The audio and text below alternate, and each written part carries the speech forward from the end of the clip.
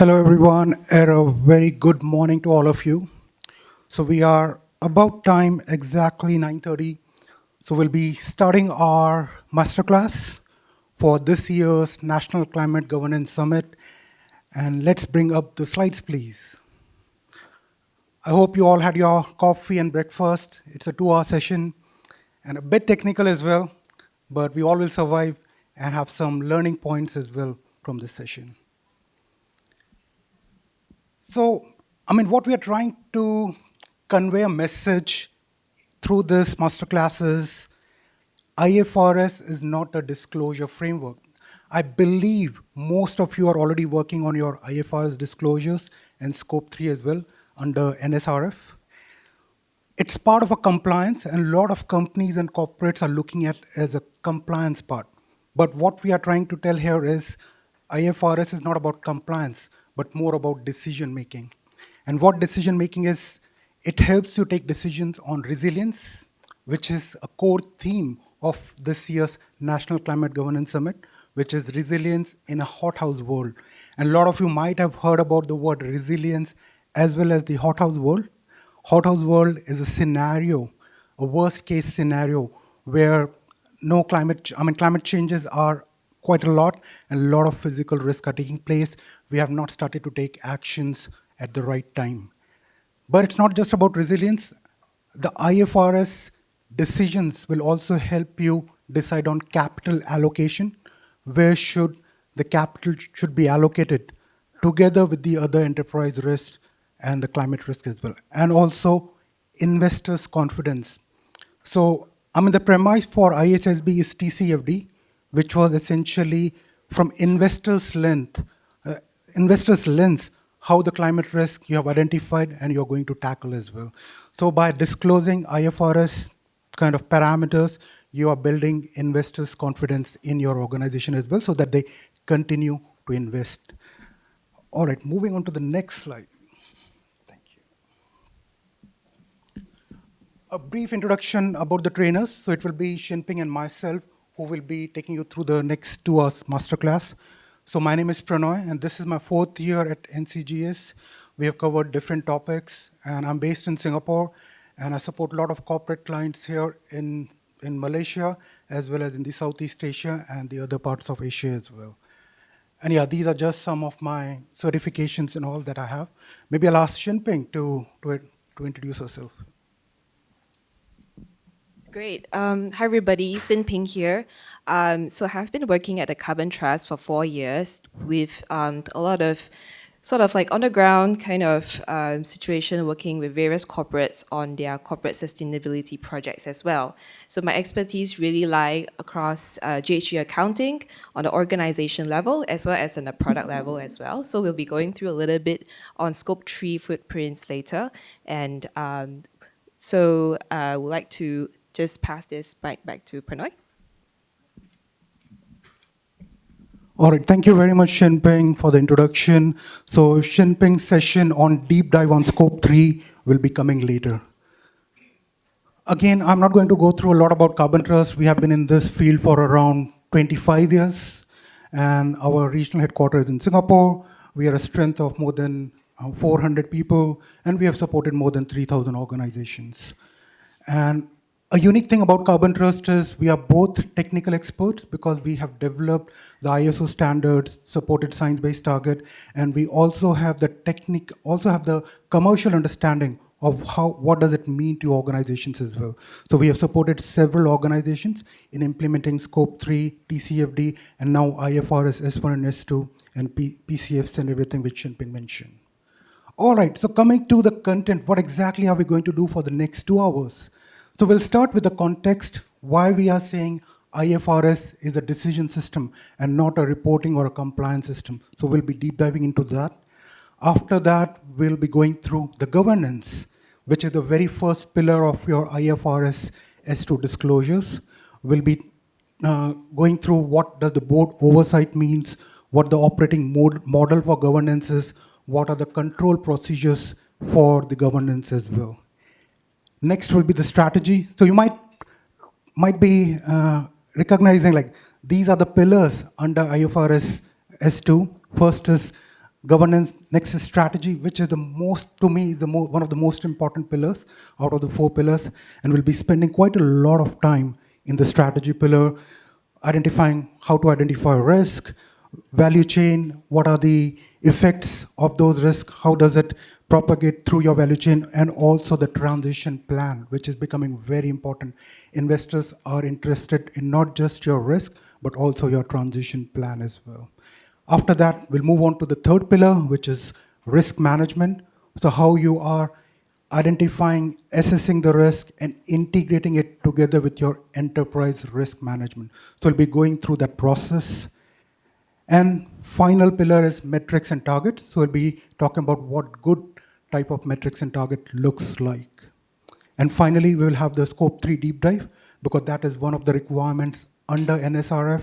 And when we are speaking to a lot of corporate clients here in Malaysia, I think one of their pain points is how to do scope 3 when data are not available in the very first year. So we'll be taking you through how to resolve those challenges and do a comprehensive scope 3 footprint. And then finally, we'll close it with what are the takeaways and action for all of you from this masterclass.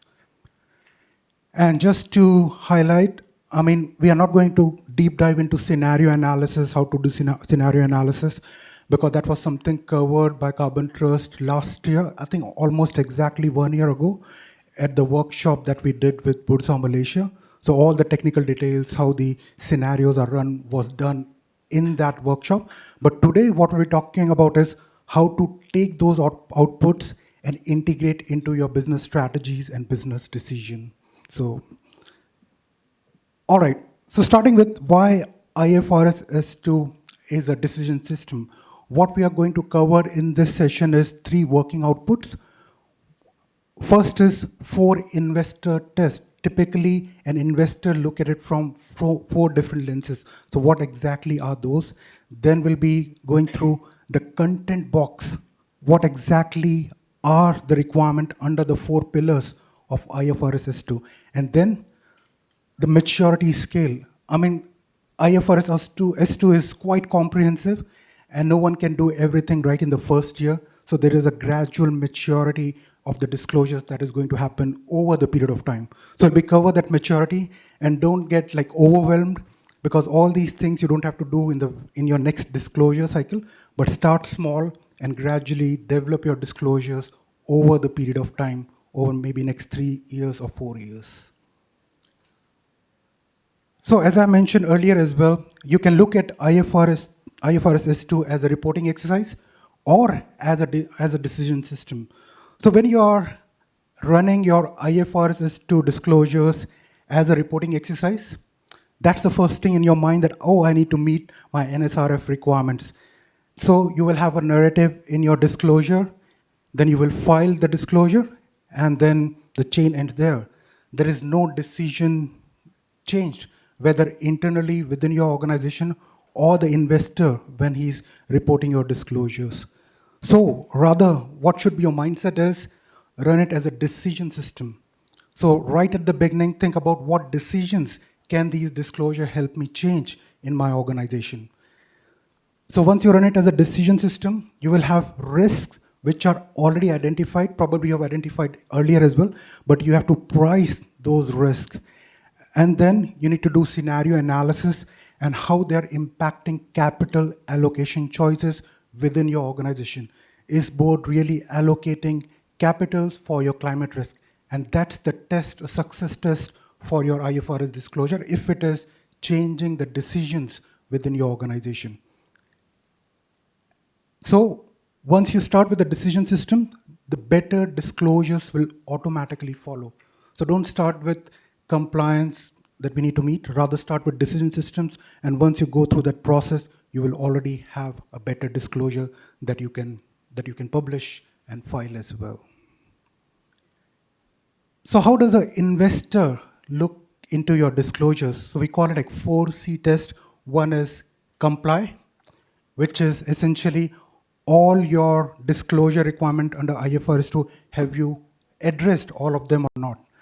So that is compliance test. Next is connect, whether all those risks and opportunities are connected to the capital allocation decisions, how it is impacting your P&L, which part of P&L is it impacting. So that connection, the financial linkage needs to be there. Next is control, because an investor or anyone reading your report needs to have a confidence.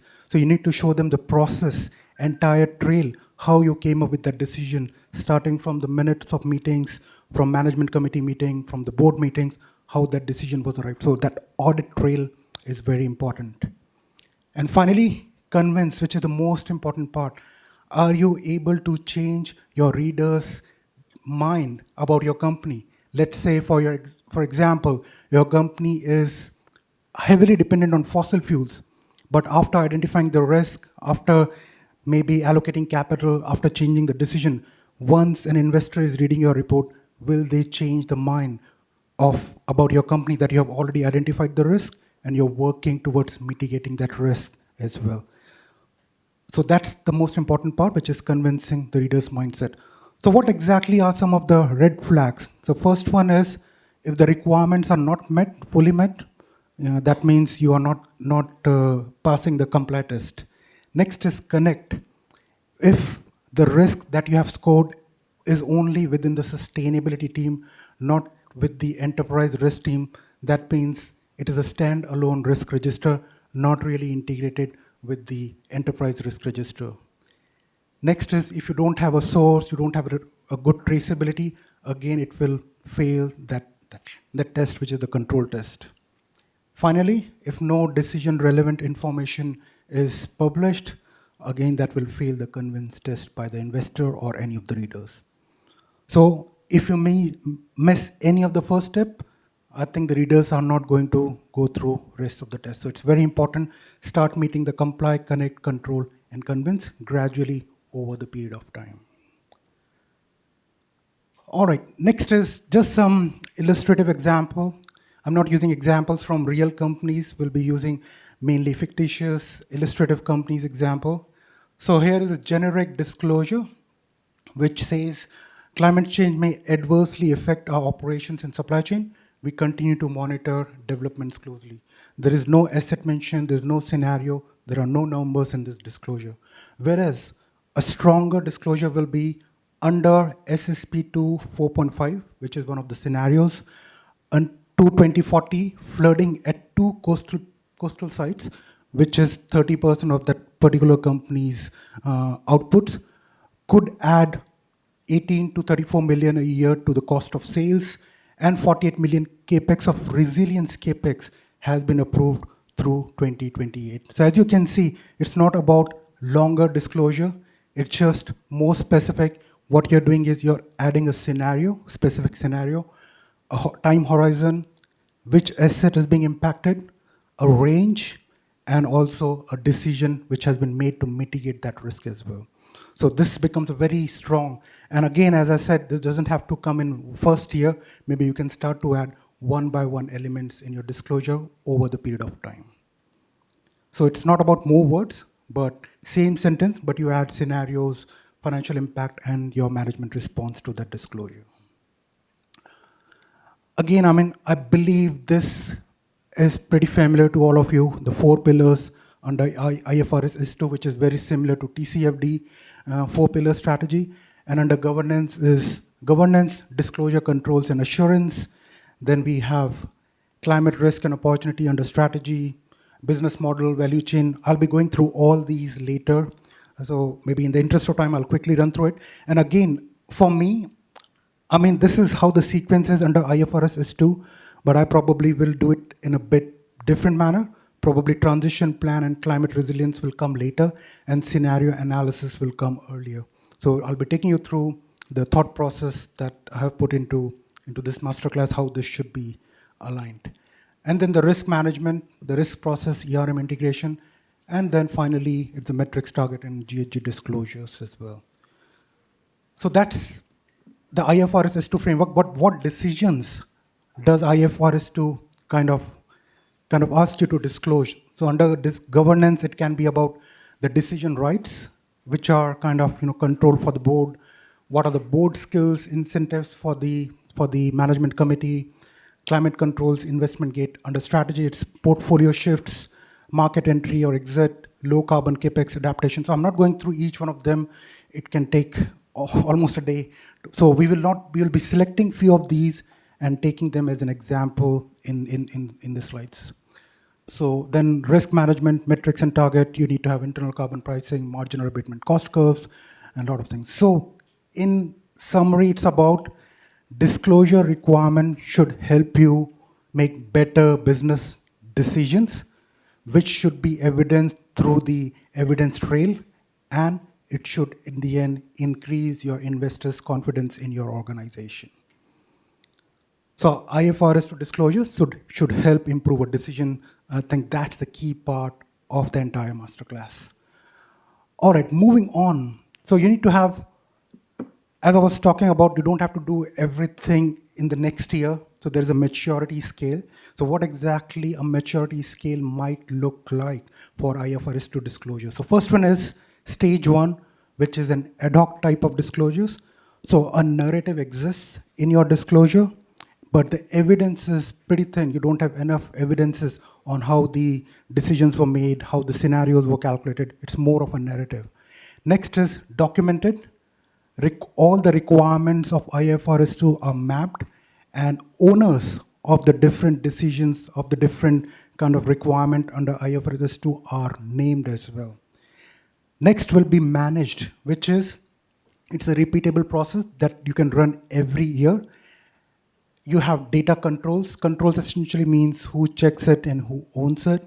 And then you have a cadence, which is at what frequency are you checking all your data. Disclosure typically is every year aligned to NSRF requirements. But the most important maturity step is integrated, which means your climate risk are linked to CAPEX decisions and remuneration of the management of the CEO, which we'll be going through a bit more detail later. So that is the most important, like how climate risk are integrated within your disclosure exercise. And finally, it's the board ready as well, where board will own all the climate risk and the management decisions, management response to it. It is assured and externally defensible by the board as well. So that's really like the gold standard. But the most important step is number 4, which is where we all should aim to, and it will start to, the disclosures requirement will start to make sense for investors and for the organizational strategy as well.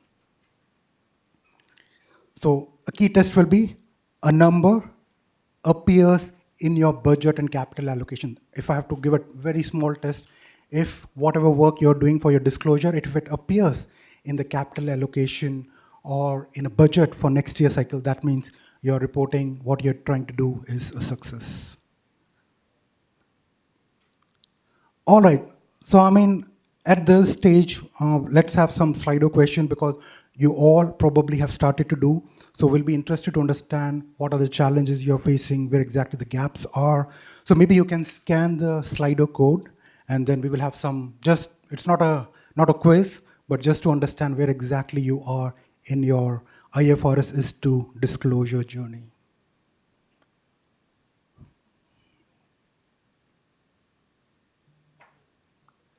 I think the code is still there on the left-hand side, but the question for all of you is, which statement best describes your organization today?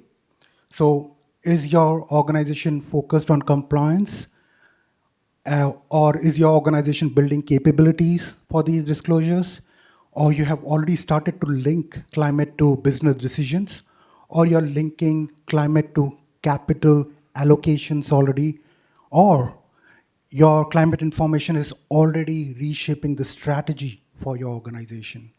So based on where you are, the maturity of your disclosure, please give that a, how many people have joined? Already 35 have submitted, so maybe we can start to look at the results as well. Any guesses where most of the people will be? Compliance. All right, let's see. I think there are no prizes, but let's see.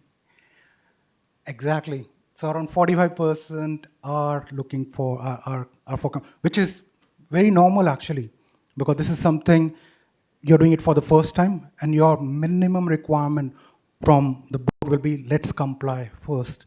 So that there's nothing wrong if you're complying, but it's really good to see some have already started to, shape the strategy and do the capital allocation. And building capabilities is also pretty important, and you're linking it to business decisions as well. Really good. But I think majority are still at compliance, so try to evolve. And if your organization is doing something around shaping strategy, capital allocation, and if you can share it, you might have already shared it in your IFRS to disclosure this year. And if you're willing to share, please do share with others as well, because so that other companies can learn from your organization as well. All right, next is, what is your biggest IFRS S2 gap? If you remember the content map, I think it doesn't show all the 9 contents of the boxes, but these are the disclosure kind of boxes or the contents.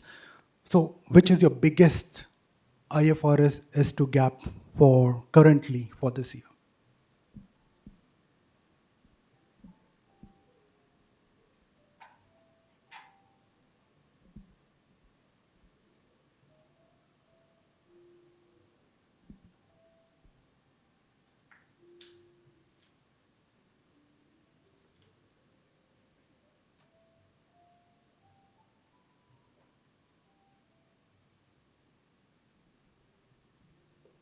All right, thanks. I think almost 16, 20 people. Let's give it a while. It's quite dynamic.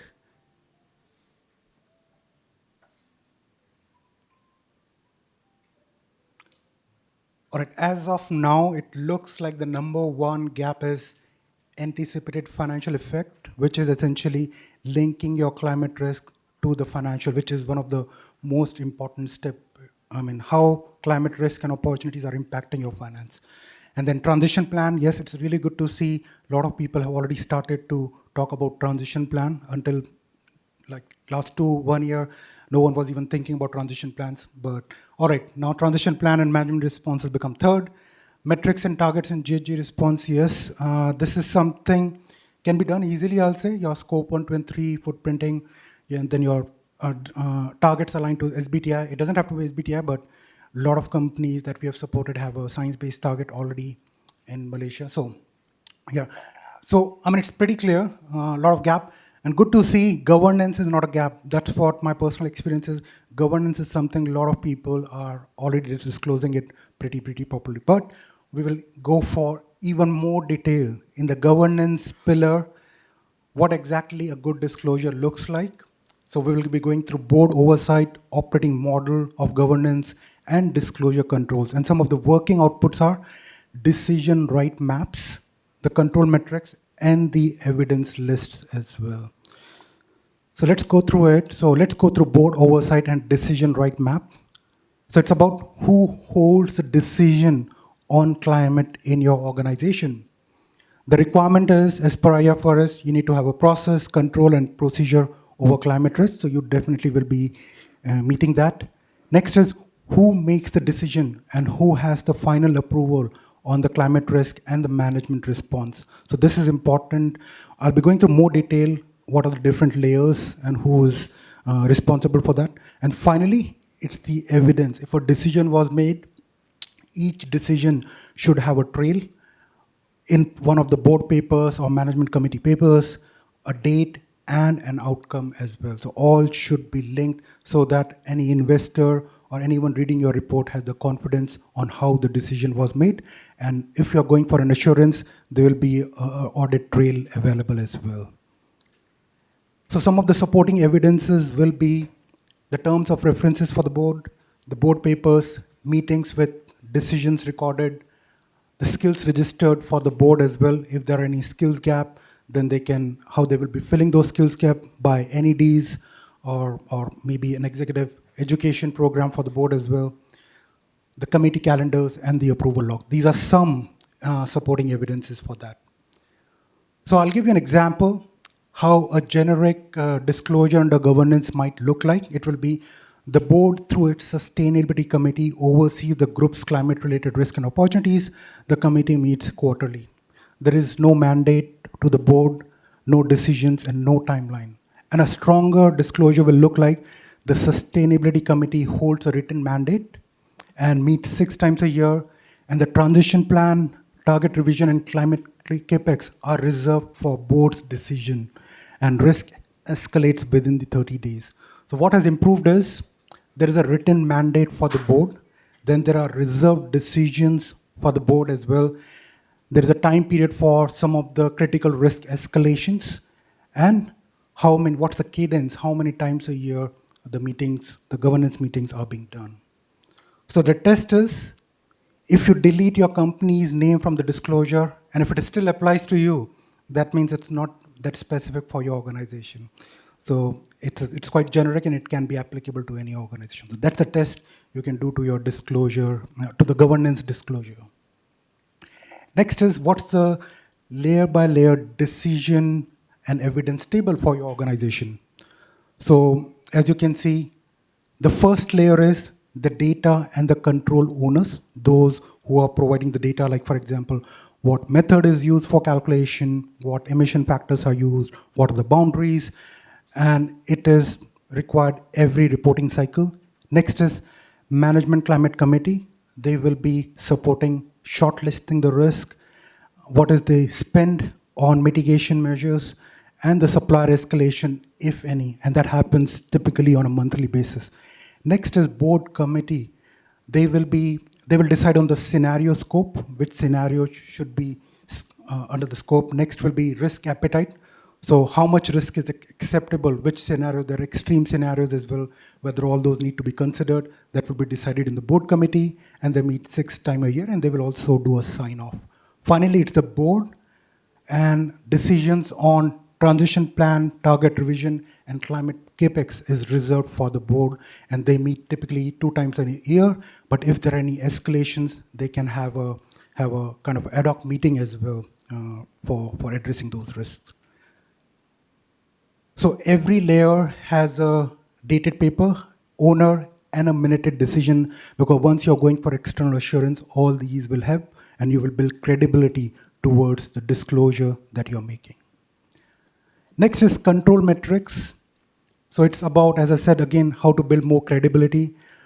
So which source, where any decision was made, every disclosure should have a file name, which systems, and which date, what factors were used, which method, what was the boundary used for the assessment, and then who signed it. And it shouldn't be the preparer. Preparer should not sign it. It should be reviewed by someone else in your organization as well. And this is just an example of some of the items like greenhouse gas emissions scope 1 and 2. Your sources will typically be invoices, fuel logs, what method, location-based GHG accounting you're doing, who is the control, the one who checks. It's the group energy manager, what is the review evidence, the sign-off by them, and finally, the cadence as well, which will be, it's just an example, it will be different for different organization. Similarly, it's the target process as well, baselining, recalculations. You might have to recalculate your emissions and all. So it all needs to be documented properly. And numbers without a named owner won't pass the assurance test. So like, for example, if you have carbon price assumption, the head of risk typically should be the owner of that. And then you need to have evidence and the check as well at a particular cadence. So in the interest of time, maybe I'll just quickly skip through this. So owner for each of the items is critical. Next question is, what climate decisions can the board influence? So what are reserved decisions for the board? And that too in writing, because again, as I said, the decisions need to be minuted. Typically board meetings are minuted, so you can always trace it back what decisions were taken at the board meetings. Incentive, where does climate sit in executive pay? And at what threshold? I've already started to see this many years back, especially in the power generation companies, where the CEO's bonuses were linked to decarbonization target. And a lot of companies, quite rare, but I've started to see it, the CEO's pay and maybe other management committees pay linked to the decarbonization targets as well. And at what threshold? It can be bonus, it can be the share options. So every company has a different, there's no typical thing, but no like one way of doing it. Every company will have their own way of doing it. And then it's very important to identify, because we are asking board to take decisions, whether there are any skill gaps in the board itself, or do they need a non-executive new director to be appointed to the board, or the board needs to be kind of executive education need to be provided to them so that they can make those decisions as well, because when they are well informed. So the board's perspective will be, or an investor's perspective will be, which climate decisions would not happen without the board's approval. So board approval is key for taking those decisions. So next is the strategy pillar, which I said is one of the most important. Governance, I believe a lot of you are already disclosing. Some of the companies which I'm speaking to, they already have a sustainability committee where a lot of these decisions about climate risk is done. But strategy is the one probably it gets more analytical.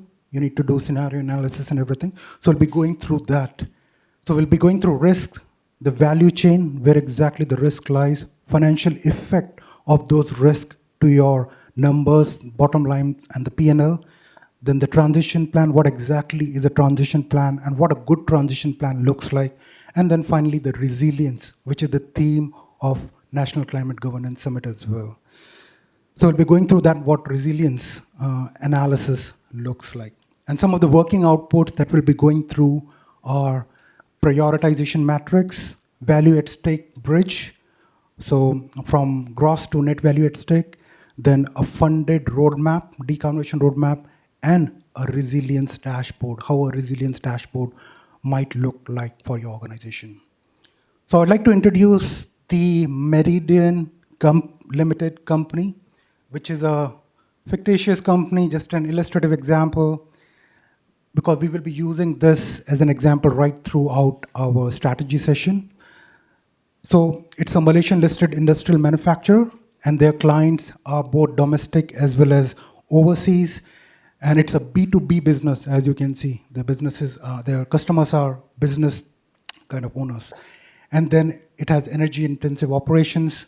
Their operating footprints are 2 manufacturing plants. They have a lot of coastal logistics, and they have regional supplier base. And some of the key climate exposures already identified are flood risk, carbon pricing, electricity cost, customer climate requirements, and supply chain disruptions. And why we have used it is because it's a one company that we'll be using throughout. It links governance, strategy, risk, and metrics and targets for this specific example. And all figures are illustrative. They are not from any real reporting. So I don't want to name any organization, although some of the organizations have already started to publish. But let's use a hypothetical case. So the most important thing, even before you start to discuss about climate risk and opportunities, is to understand how a business creates value. And before that, you need to kind of chart it out, the process. So what are the inputs for this industry, the raw materials, energy, and the suppliers component that feeds into the business. Then is the operations. There are 2 manufacturing plants. These are energy intensive plants. Why I'm saying is because that means they will have a carbon tax exposure later or carbon price exposure. The logistics are important part of their business, which is inbound materials, and it's coastal logistics and outbound distribution as well. And then the customers are important part of the value chain, which is domestic customers and overseas export customers. And the most important part to find out is the value drivers. What are the value drivers for this business? Because these will be used for your scenario modelings and everything. So value drivers for this organization is production capacity. So lower the production capacity, lower their output will be. So any risk and opportunities which might impact production capacity need to be linked. So that's why it's very important to understand what the value drivers are. So production capacity is one, unit cost of the product.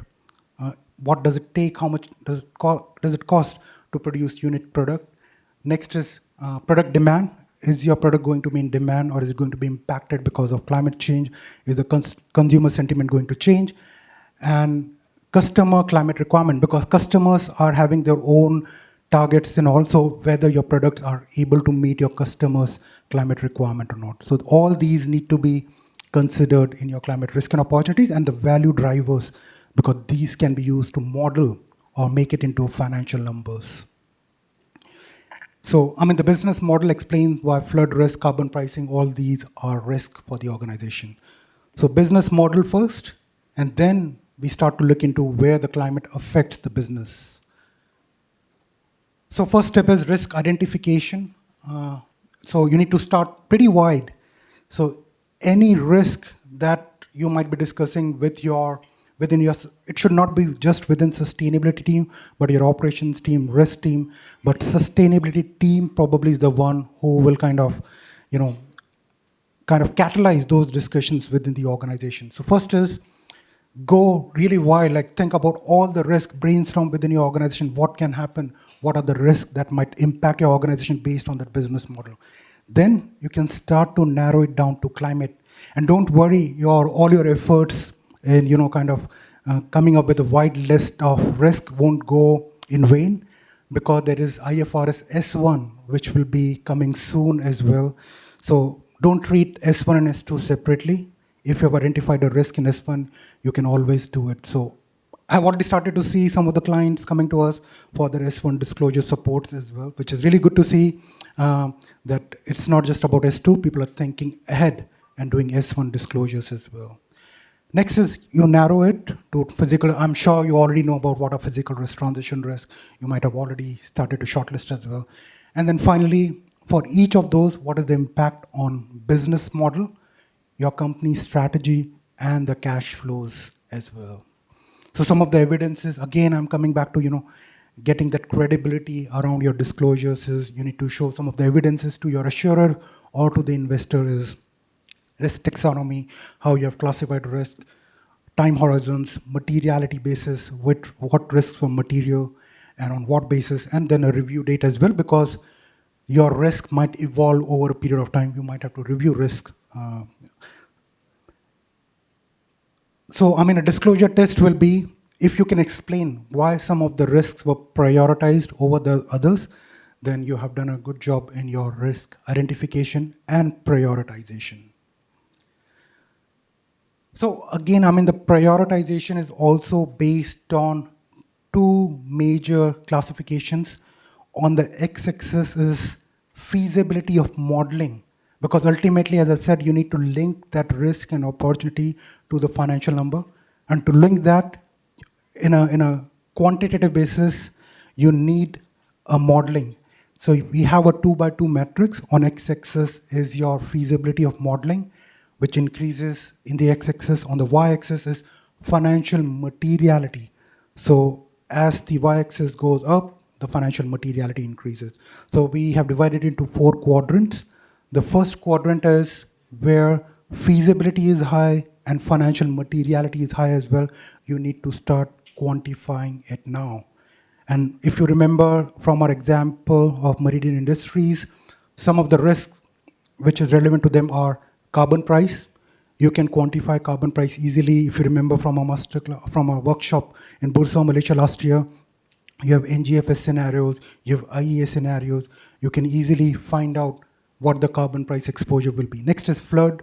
Again, there are databases available like Aqueduct and all, CMIP6 and all, which you can use to quantify and model your flood exposures. Then grid factors are available from IEA as well. And sometimes there are some other research papers available how the grid will evolve. Heat stress as well. The factors are available depending on your geographic location of your assets.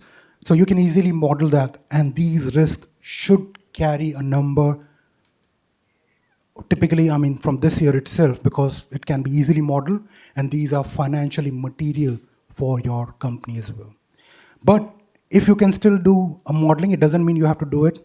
If the materiality is low, you can just monitor that risk. Or if you want, you can easily model because it's not going to take a lot of time. But if some of the risks are difficult to model, you can't have a quantified number. For example, customer demand. There is no database that can give you how the customer demand is going to evolve. So you need to have your own kind of thought process on how customer demand for your specific business might evolve over the period of time. So it can still be done, but a lot of assumptions will be there, so the uncertainty will increase quite a lot. Similarly, the weighted average cost of capital is dependent on a lot of factors. how the discounted cash flows and how your valuation of the company and everything. So again, it's not so easy to model those in the future. And then the technology substitution as well. What technologies might substitute for your business? So what you need to do is you need to have a narrative because these are financially material, but you have to state the limitation why you are unable to quantify those risks this year. And what's the plan, how you're going to kind of evolve it and quantify it in future years. And then some of the risk which might be, feasibility modeling is low and financial materiality is low, that probably you can defer and review annually because this risk might suddenly become quite material over the period of time as well. But just for this example, we have assumed, and maybe for your case, there might not be anything in this quadrant. Everything might be over these quadrants. So it again depends on specific company that we are talking about. Here we are talking about Meridian Industries. Next is the value chain exposure. So company works across the entire value chain, your suppliers, your customers and all. So you need to map it out.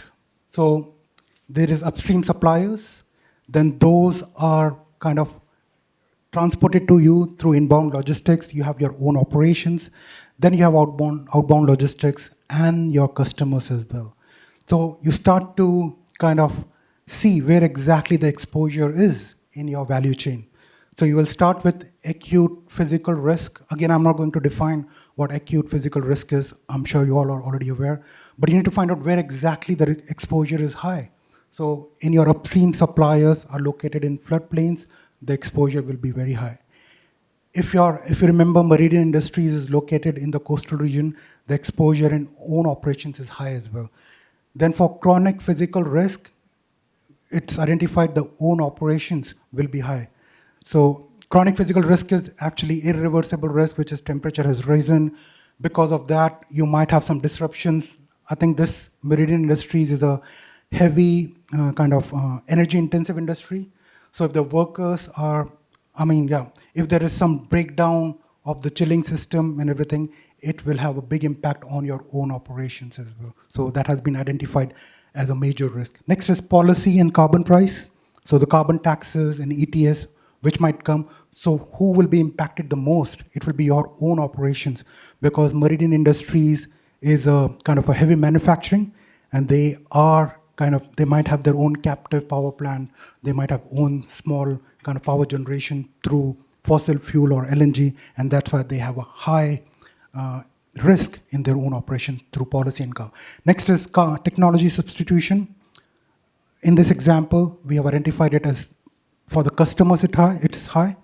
So your customer might go for another technology or substitution, and finally is the market and demand shift, where your customers might be going for some other product which has lower carbon. And this is identified as high because for Meridian Industries, as per the business model, there are two buyers who are contributing to 41% of their sales. So it's a high risk identified, which is the market demand. So this is like a map, how you do a value chain mapping of your risk. And wherever we see the concentration of risk is your disclosure.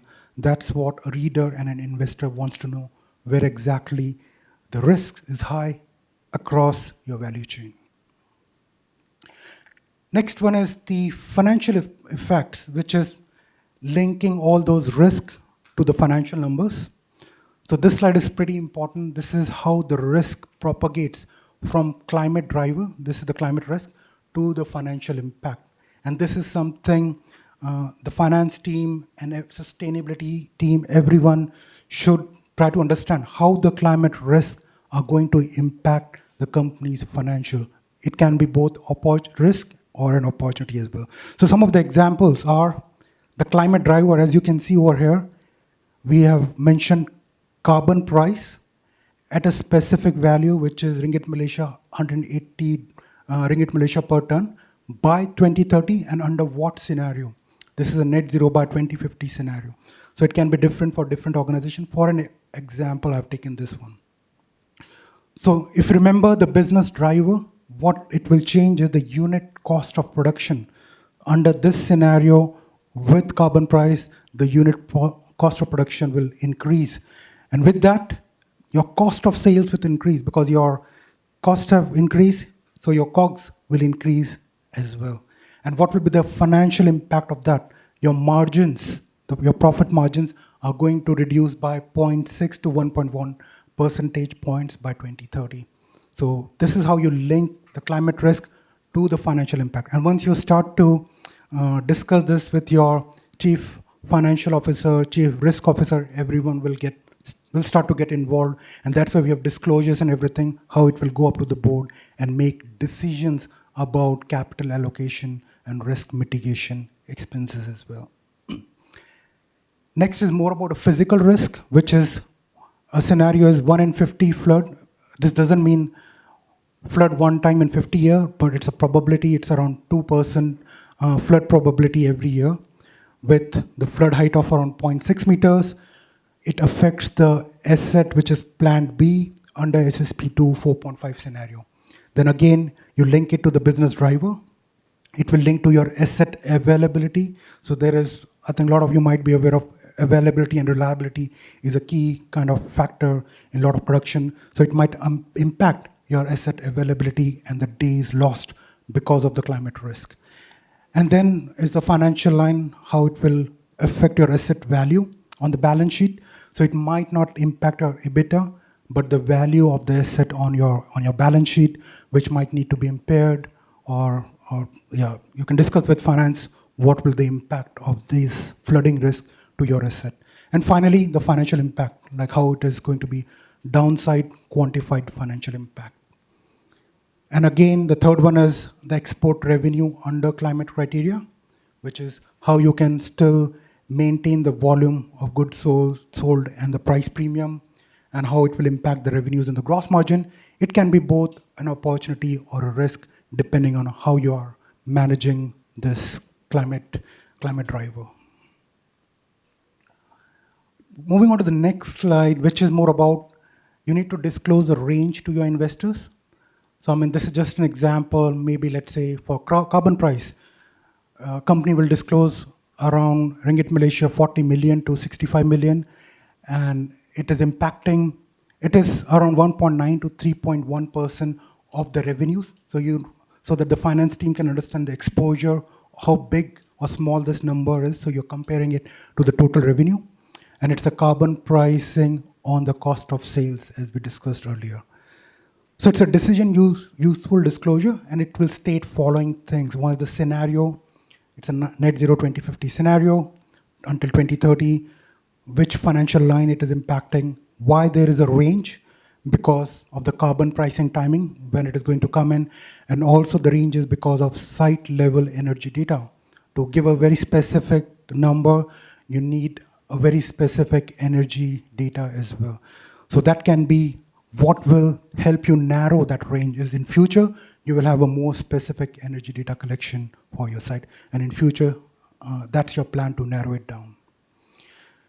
And so a good disclosure will mention all those things, but a generic alternative will be climate-related risk have a financial impact, and the group continues to assess it. So you might be doing it, which is not wrong in your first year. You might be doing this, but as you start to build capabilities, as you start to do more deep dive, this should be kind of your aim of what you should be disclosing in future. So let's go a bit more detailed into how every material risk maps to your financial line. So the flood and business interruptions, through that modeling, you have identified it might erode around 62 million of your EBITDA. So typically companies will use impact on EBITDA, but different companies can use different kind of impact on your business. Then carbon prices are impacting or eroding 52 million. That's a risk on EBITDA. Then grid factor in electricity cost, and then the heat stress on productivity as well. So this is again very important type of risk. When the workers' productivity decrease, your production output and everything will be impacted as well. So that is also eroding around 21 million. And then you have cost of capital, which is the NPVs effect. This is shown separately because cost of capital is not going to impact your EBITDA. This is going to impact your valuation of the company. So this will be shown separately, not as the impact of EBITDA. And finally, the opportunities are typically shown separately as well, not impact. So if we have to summarize, so these risks, the 4 risks that we have that are contributing to a risk of around 173 million combined risk, which is called the gross value at stake. And again, in the earlier slide, I mentioned it should be a range, but to keep things simple, I've taken a mid value from that range and shown in this chart, else things will start to get quite complicated. So the test is, if there is no financial line in your risk, in your disclosure, the risk is either not material or the work is not finished yet. You are still doing the scenario analysis and linking your risk to the finances as well. Again, it's a journey, so it will evolve over the period of time. And by the way, no company is disclosing everything perfectly. I haven't come across anyone who's doing everything perfectly. It's over the period of time, hopefully we will see better and better disclosures. I think nowadays we are hearing a lot, this sustainability is not just sustainability department's responsibility and function, especially with IFRS disclosures, which links to finance. And a lot of time people ask, oh, it's the CFO needs to do that. But CFO, I mean, maybe in his or her life, have never done the climate scenario analysis or taken decision based on the climate risk. And that's where the role of sustainability becomes very important. Probably the support across needs to be done by sustainability function, but the ownership needs to be assigned to the relevant department. So these are some of the departments that are kind of part of your disclosures and the risk mitigation and management. So first is the sustainability team, and these are some of the kind of the steps that need to be done. First is the risk shortlisting. So sustainability team will be the one who will support that process, but the risk team needs to own the risk.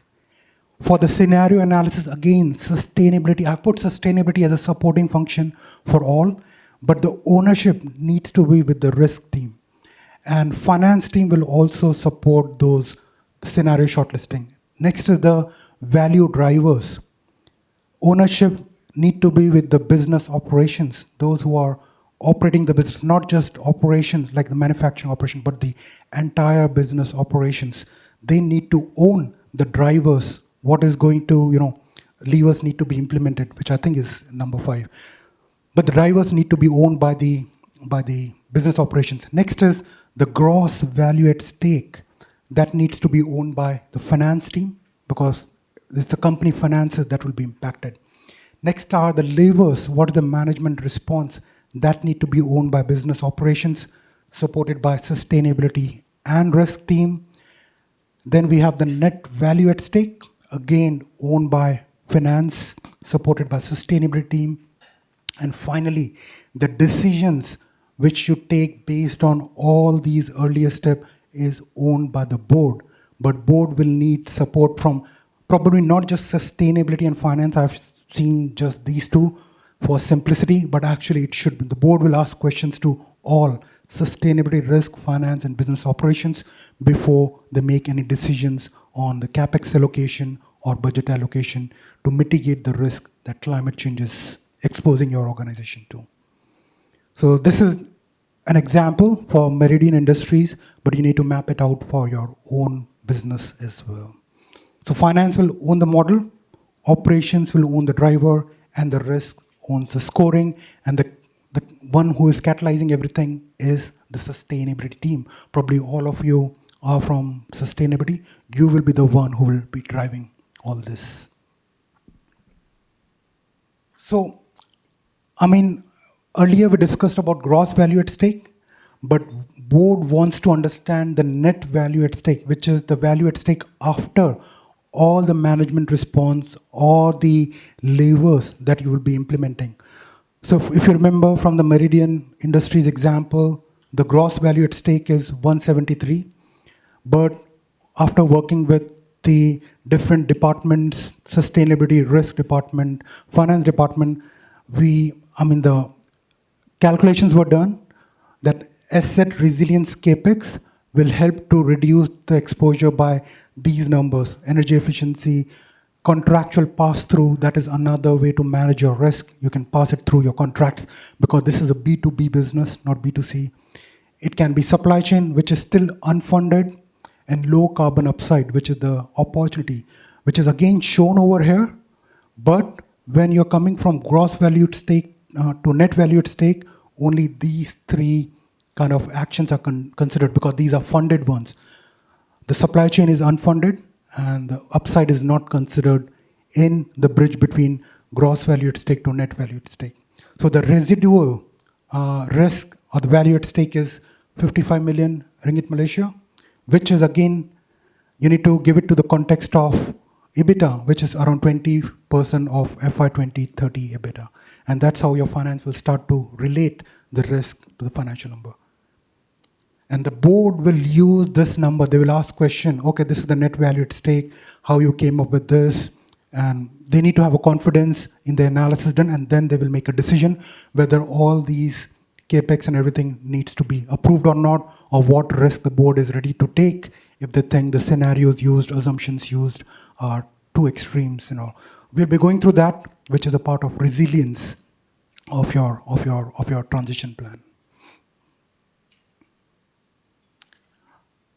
So next is an important thing to kind of think about this disclosure is if the net value of stake increased by 30%, would any of the decisions by the management change? If your conclusion is no, nothing will change, that means probably the analysis has not been done correctly, or maybe it can be true for your specific business, there is no impact. But ideally, if it moves by 30%, things need to be looked into and see what exactly will be impacted and what decisions need to be taken. So first is about budget. Which finding changes the budget? So if suddenly a risk has increased, let's say tomorrow government says there will be a carbon tax with a very high price. Suddenly I think every committee will be called, what is the impact of this regulation on our business? And then you will start to quantify, trace back, you will change your assumptions, and then you will see the impact, what exactly the impact of that policy is. Next is who will sign it off? In finance, have they signed off the model? And what did they qualify as well? Like what are the thresholds of those numbers? What scenarios, as I said, the assumptions used? And then the uncertainty range as well. I think all these are plausible scenarios. We are talking about future. We are taking our best guess. So there is always some uncertainty. So you need to disclose that uncertainty as well. So a good test of your disclosure will be, if you remember the maturity scale, if nothing changes, then probably your risk management process is well managed, but it is not integrated yet. And over the period of time, the maturity of your disclosure will increase.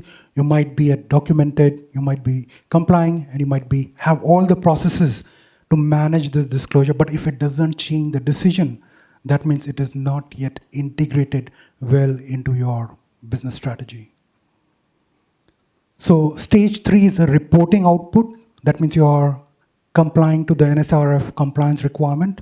But stage 4 is the planning input. It will start to become more strategic, and capital allocation, everything will start to impact from your work.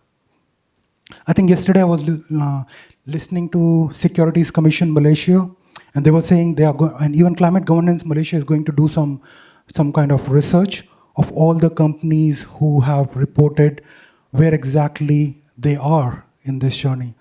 Are they complying fully? I think I heard 70%, probably the number, but I'm looking for the proper report to see what exactly how the disclosure has been by the companies in this year.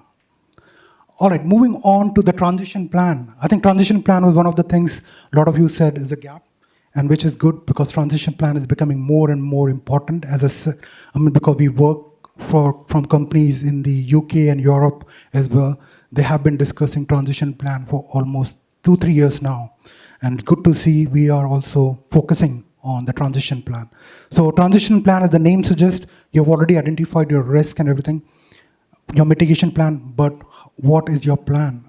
So what exactly it means is you have your inputs from your earlier strategy slides, which is the risk and opportunities you've identified. You have your gross value at stake, which is something you have already found. Next is what you will do, which is the levers, what you're going to implement in your organization. Next will be how you're going to fund those implementation measures.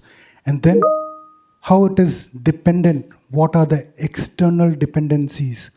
Dependencies can be grid decarbonization, it can be technology maturity. So you have some dependencies on the external factors. And then what you disclose is your net value at stake, and with that, the evidence. So this is an evidence builds over the period of time, as you will see, and it can be traced back your net value at stake, how you arrived at, how you're going to do it. So as I said, every level links back to the priced risk that you have done earlier. So for a good transition plan, every decarbonization lever will need an owner, a cost, and a date associated with it. And what I've done here is I've classified the different levers as funded, means already approved. The budget is already approved for them. In business cases, you're still trying to make a business case for those levers to be implemented to your management. Then unfunded, which has not been funded yet. You need to make a business case and then it will get approved. Or things outside management control, which is external dependencies. And then we have different timelines, near term, mid-term, and long-term. So some of the examples for Meridian Industries is, if you remember, their operations are exposed to floods. So asset name is Plan B. What is approved is the flood bund, and 48 million capex is approved, and it is owned by the operations team who will be implementing it. Similarly, solar PPA has been funded. There is a very good business case for all these, and it's a 12 million a year, just an example. Again, it is owned by the operations team. Then some of the things in the medium term, which is still undergoing business case justifications, are kiln electrification, which will cost them 120 million capex. Again, the owner is operations. And there is an R&D budget assigned as well, so that you can develop low carbon products, which will be required in the medium term. And 14 million budget will be required for that. And owner for that will be the sustainability team working with the R&D team. And some of the unfunded one, the supplier program, which is 3 million a year capex, just estimate. It will be owned by sustainability team. And the long-term plan is to have a more, rather than having a coastal slide or a site which is prone to flood risk, have an inland slide. That's how you will be managing your long-term risk. And it will need 210 million capex, and the owner is the board, because it is about long-term strategy of the organization. And some of the things which are outside management control is, let's say, grid decarbonization. Two of your levers are dependent on external dependencies. All right, so what makes a transition plan credible? How can you say? So an example is, a generic example will be, which is initiative list. The group is committed to net zero by 2050 and is implementing energy efficiency initiatives. This is a generic example, but a strong funded plan is a good transition plan. An example will be 3 capital levers carry Meridian's pathway to net zero by 2050. The amount, Ringgit Malaysia of 182 million, sits in which capital plan period, who owns it, the chief operating officer owns it, the delivery of it, and the program is expected to reduce which metrics, it's the scope 1 and 2 emissions, by how much, by what time horizon. And the two levers which are dependent on external dependencies are the grid decarbonization. So what's the difference between the two? One is the ownership. There is no ownership. Here you can see the delivery is owned by the chief operating officer. The cost is not there. Specific cost has been specified. There is no date. I mean, this is net zero by 2050 is a very long term, but here, as you can see, it's a kind of medium term, near term to medium term. Date has been specified. The dependencies has been specified, and the metrics, the scope 1 and 2 emissions by 35% is specified in the good transition plan as well.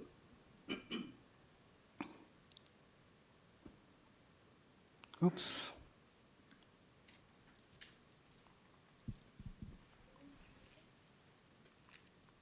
All right, thank you. So, I mean, what a board's perspective or an investor's perspective will be, which actions are funded and which are outside of your control as well.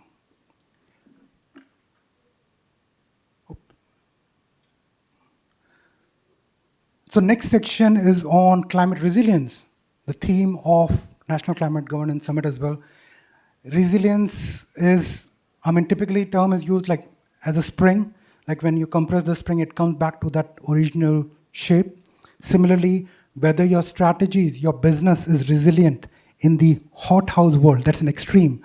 That means there are too many physical risks and maybe a lot of transition risk towards the end, whether your business can still operate in those worst case scenarios. That's the resilience of your transition plan and scenario planning as well. So we will be going through that. So what a resilience dashboard looks like, and with residual gaps disclosed as well. So what you will, I mean, resilience is not the scenario analysis actually. And how it works is you do your scenario analysis, you link it to your financial numbers, then you have your management response, what you're going to do about it. But the question is, does the strategy remain resilient in the extreme scenarios or most plausible scenarios in the future? Or your business will still have a very big exposure to the risk, the transition risk and the physical risk in the future. So some of the questions to ask is, which scenarios will change the decision? You might have, there are so many scenarios that you can use, but what scenarios were used in your risk analysis? What if the scenario changes tomorrow? Will your strategy still remain resilient? Are any decisions going to be changed because of that? Like the capex allocation for the flood, for PPAs, or any other improvements, energy efficiency, will it change? Which financial impact triggers action? Is it your cost of sales? Is it your, let's say, operations, energy used, or maybe your asset is in risk? So all these need to be considered. Which management response reduces the exposure? So like a burn wall and virtual power purchase agreements for your renewable energy procurement, those are some of the management responses to reduce the exposure. And finally, despite trying your best, what are still some of the residual risk or the gap still remains? And then you can justify some of these are not plausible, we don't see it happening, and then you can justify those gaps as well. So investors' perspective will be what changed in the strategy after the scenario analysis. Did it change your organization's strategy after you have done the, so that's what an investor might be looking for in your disclosure. And the resilience depends on the assumptions. When you're doing your, let's say, carbon pricing and all, what numbers did you choose? So your assumptions, choosing an assumptions is very important for that. For example, carbon price, you have chosen a value of 340 Malaysian ringgit per ton by 2050 under net zero 2050 scenario. So these are some of the owners, what are the decision affected and uncertainty with that. So I think 180, it's very difficult to say it's going to be 340. Earlier I used 180 as well. So that's why the uncertainty is very high. But for your quantification, you need to place your bets and you need to make a well-informed decision on that. Then again, for flood depth, you have certain assumptions. Its uncertainty is medium. And again, for customer demand, we have some assumptions and uncertainty is kind of high as well. So you need to map it out, what your assumptions were and what were the uncertainty associated with those. So name the assumption, the owners, and the decision that it will affect. All right, next slide is on which climate future puts the strategy most under pressure. This is the term resilience. So which plausible future scenarios will put your strategy under stress? So on this bar graph, typically some of the boards will have very short-term vision, which is only next 2 to 3 years. That's the planning horizon for a lot of companies. Companies don't plan for like until 2040, but those are very important for your risk assessment. We call it like asset life horizon, not the planning time horizon, but the asset is going to be there for a very long. And these are the different scenarios and how the operating margin is impacted under these different scenarios. So as you can see, an orderly transition, which is under net zero 2050. There is delayed transition. A lot of transition risk are going to come later. And the third one is on physical risk, where transition risk, emissions mitigation has not happened, and there are a lot of physical risk which our businesses will be exposed to. So we need to see how different under these different scenarios, what is the impact. So as you can see, under the asset life horizon, the percentage point difference between orderly whereas delayed transition is around 4.6 percentage points. This is a finance term.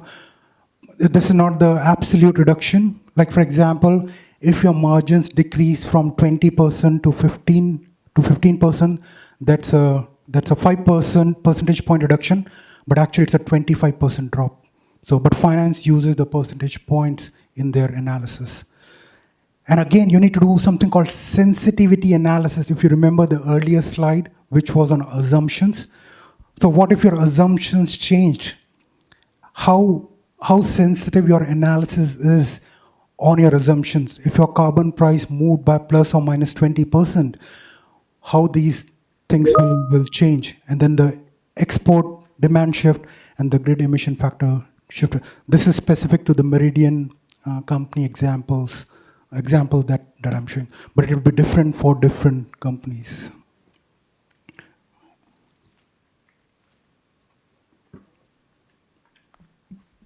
Are there any questions? I think I've been speaking quite a lot, and sorry about that. Yeah, please. So, couple of things. You talked about a lot about financial aspects and the pricing and the risk, but I think a lot of times when we put in the cost, we've already put in place the mitigation aspects of it. For example, floods.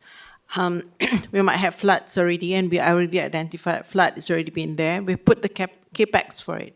So as a result, we have noticed that flood is not going to be. It's still going to be there, but only if it's something really catastrophic would happen. So based on scenario analysis, we identified that it's probably going to increase maybe 1 meter high, unless there is a catastrophe like tsunami or something. So based on that, so if you look at that, then the financial materiality has reduced in terms of the impact, but it's still a risk. So how do you put that? Because a lot of things that you do is about the future part, but part of climate resilience is about making sure that you've already had the mitigation and the strategy to reduce that risk. So I don't see that happening there. Thanks. That's correct.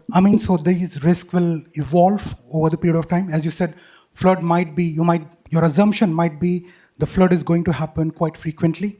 But as you said, in reality, if you realize maybe next year, or your board asks you a question, which scenario did you use? And maybe last year when you were taking the decision, it was all over the news, right? Oh, there is flood. And everyone thought, oh, flood is going to be a risk that I need to present to my board.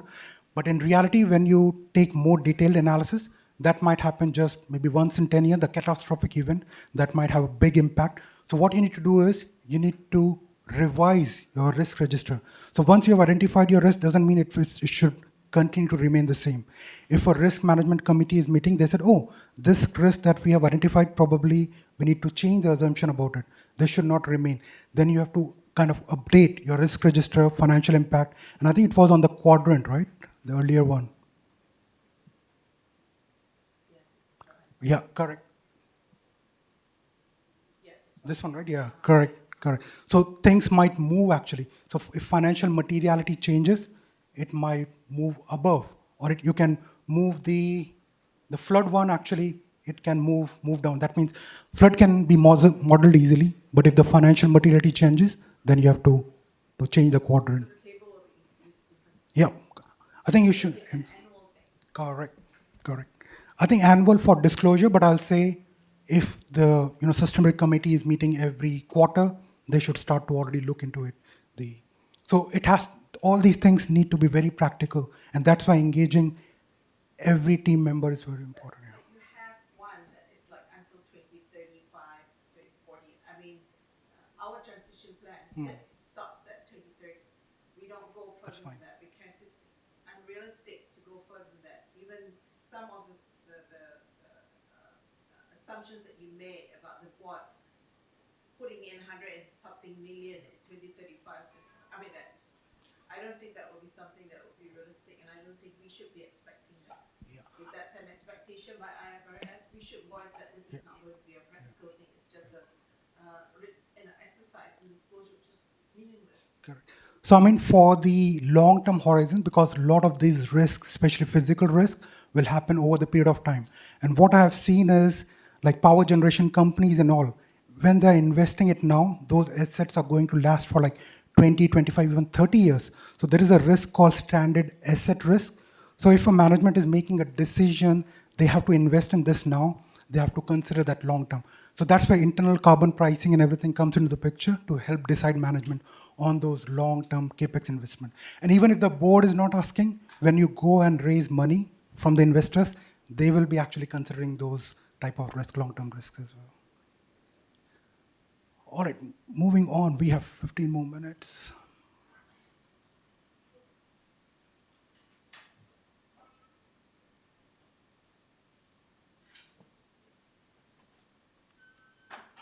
Oh, quite a lot.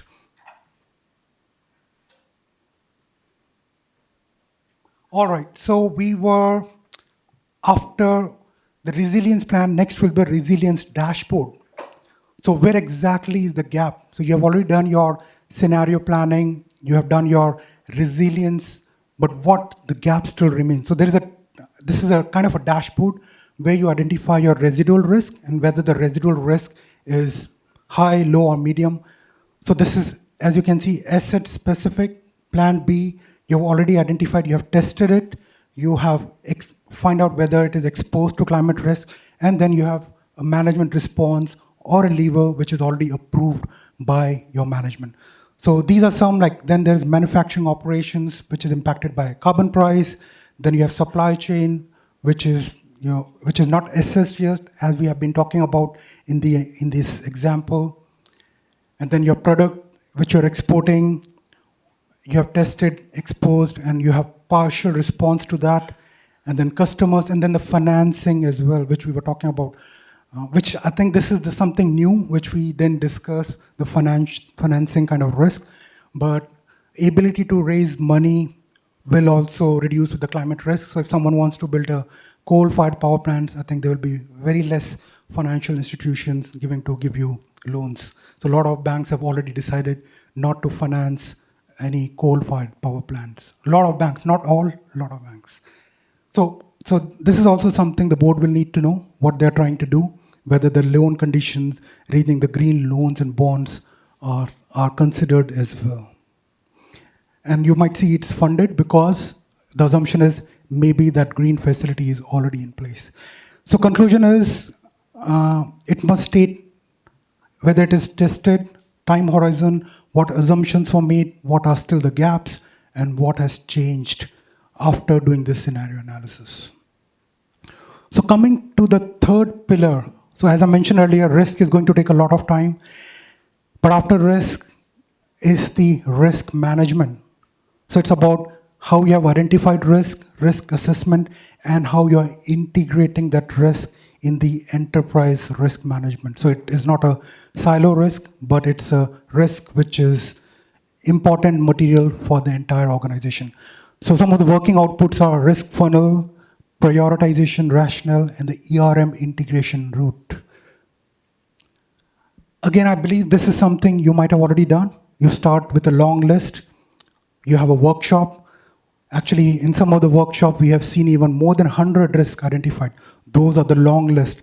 And then you do the validation.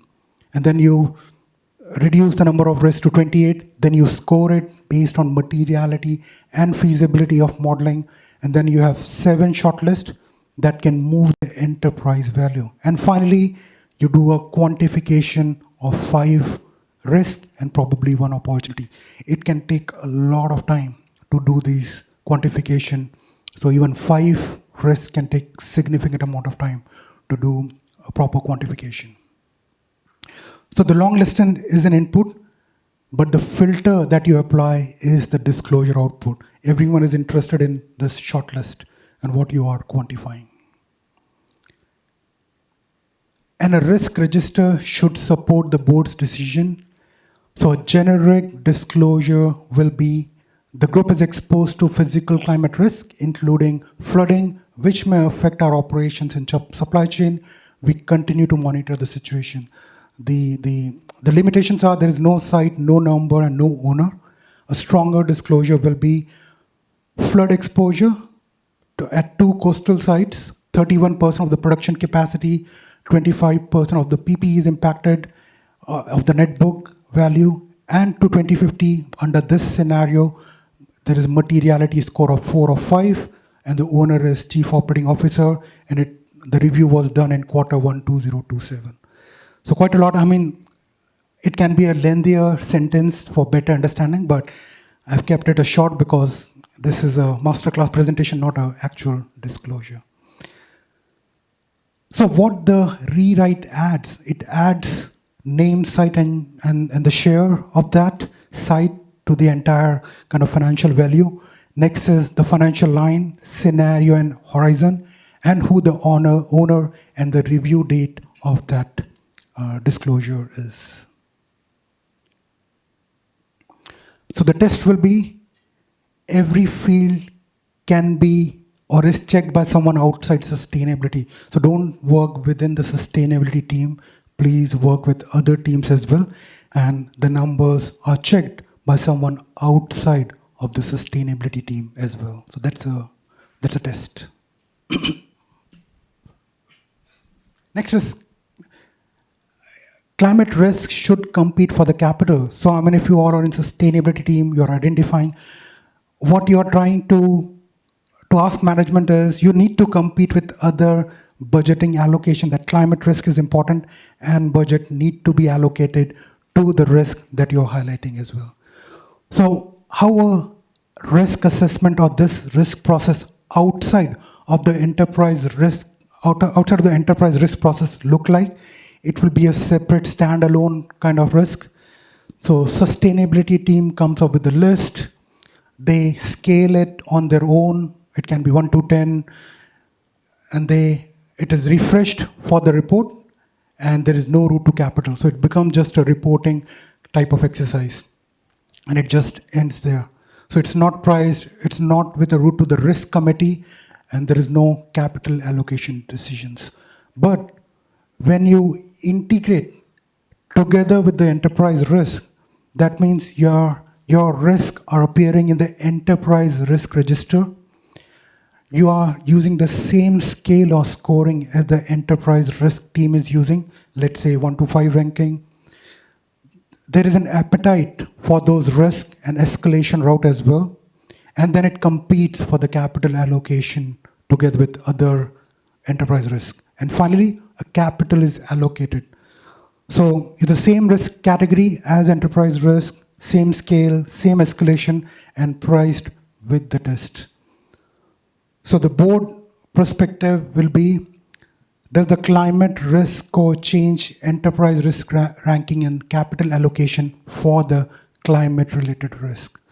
So if you are already there, I think some of you mentioned in the earlier survey that it's already impacting your financial decision. That means you might already be there.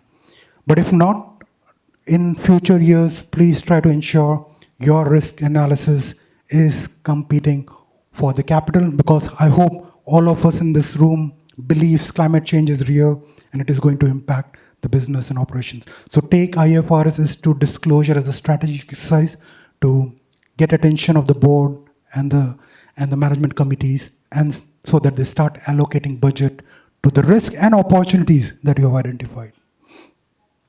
So the fourth pillar is the metrics and target pillar. What we are going to cover is what are the different metrics, targets, and how an assurance readiness might look like. Some of the working outputs are metrics hierarchy. So there's a hierarchy of metrics. I'll go through that. What does a marginal abatement cost curve might look like? I believe a lot of you might already know what a MACC is, and the evidence chain. In future, if you're going through ISSB assurance, in future, there is no requirement for climate risk assurance. The requirement is only scope 1 and 2 assurance for now. So metric hierarchy and evidence selection. So what is the hierarchy of the metric that you're disclosing? So the first layer is cross-industry metric, the one which is used by all the industries, all the sector, typically scope 1, 2, and 3. And I believe a lot of you are already disclosing your scope 1 and 2 and scope 3 as well. And Shinping will be covering in a lot more detail how you can do your scope 3.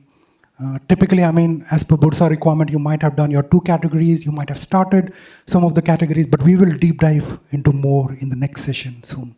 So that's the first metric. Next is industry-specific metric. You might have heard of SASB. So SASB defines industry-specific metric, which can be intensity metric, ton CO2e per ton produced. I mean, the metric can be different for different industry.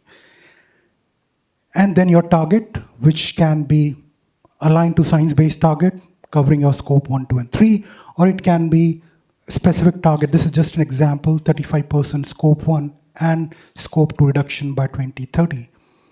But if this was not an energy-intense business, my assumption for Meridian is their scope 1 is very high, so that's why I have not mentioned scope 3. But most of the companies, your scope 3 emissions will be very high, and you need to include that in your targets. Then the most important metric, we are talking about risk.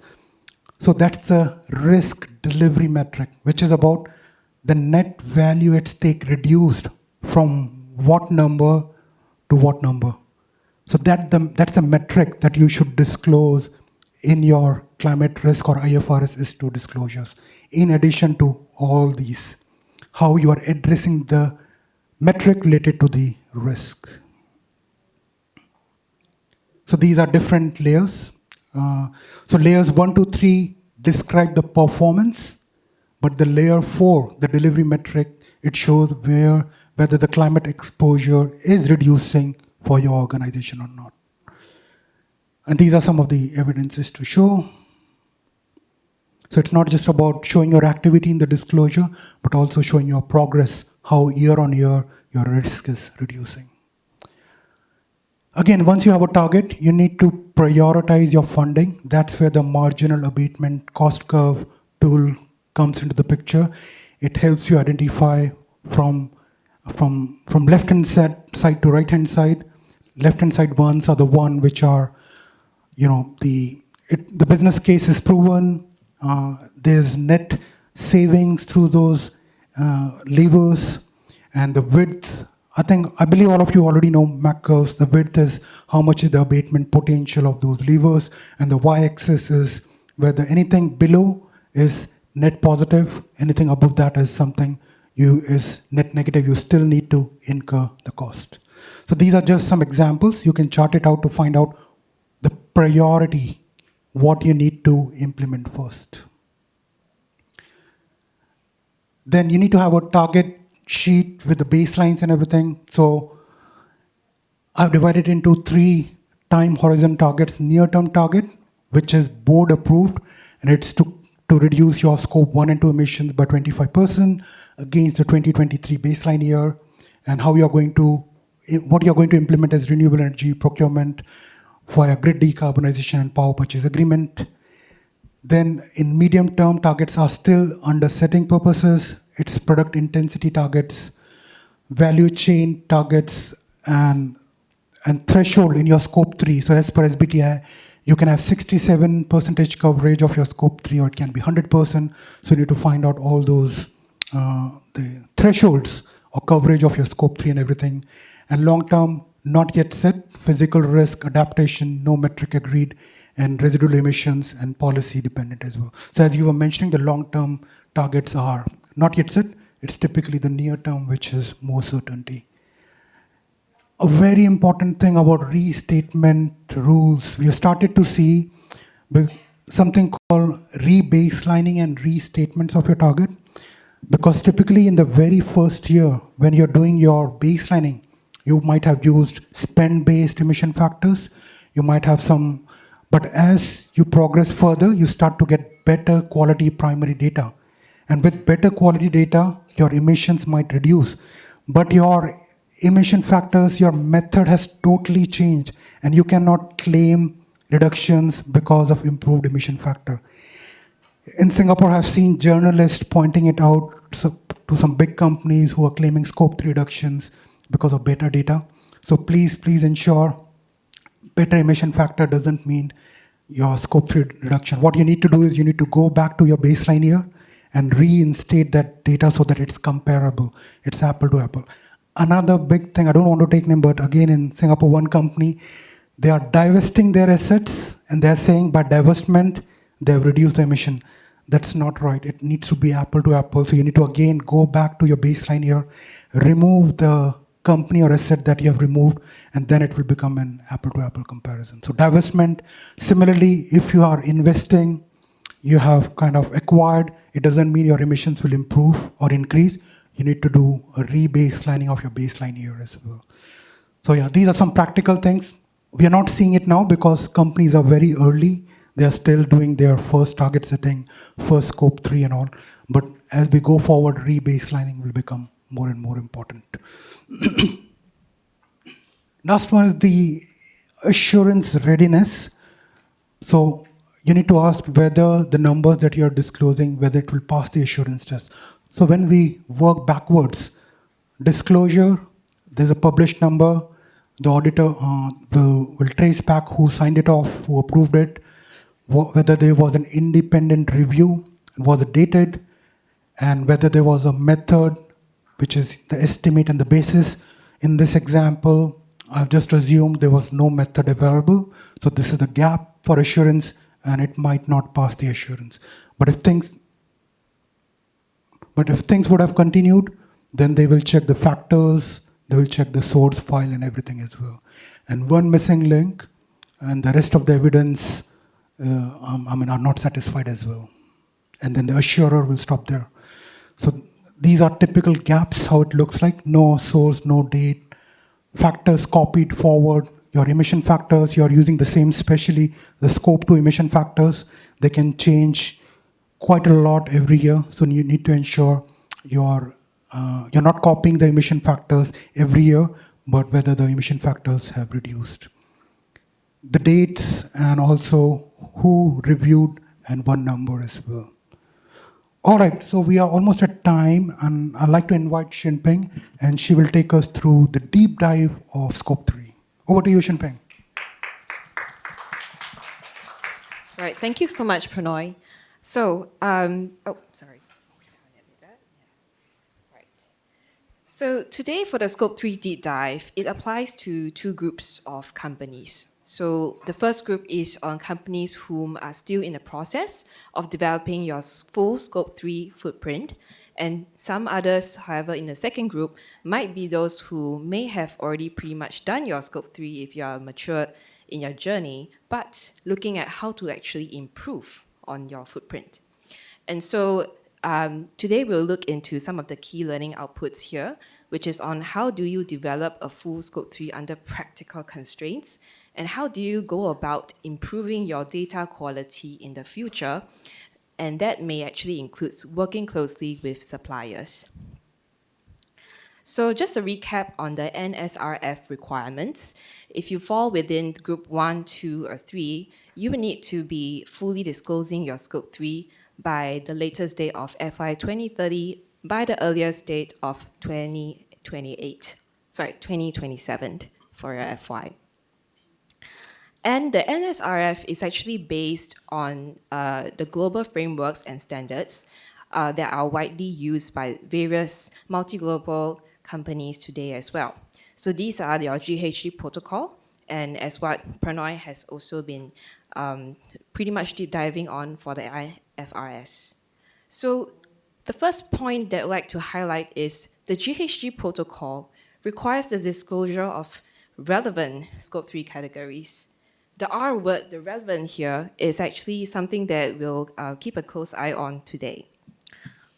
And also, the companies will need to use, without undue cost and effort, with supportable and reasonable information in order to make your disclosures.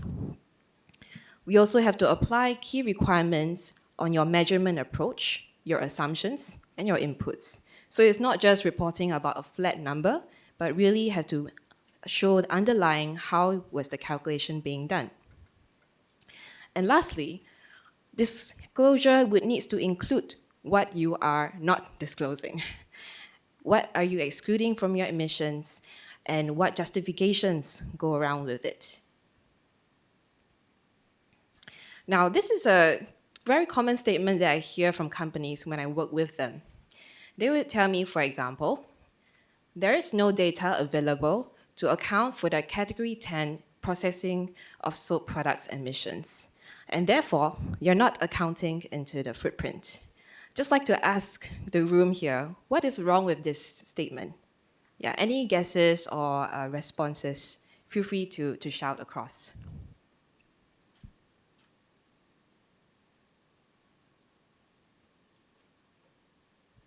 Testing if you're listening to me. Yeah, but any guesses? We welcome any responses to get the discussion going.